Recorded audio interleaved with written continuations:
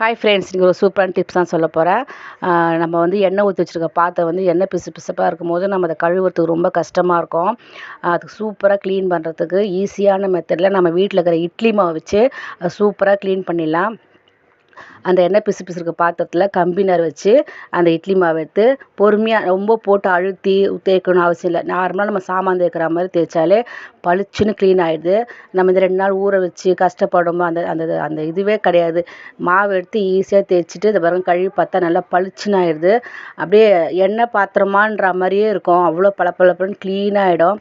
அதே மாதிரி இப்போ ஒரு மூடி பாருங்கள், அப்படியே எண்ணெய் படிஞ்சிருக்கும்.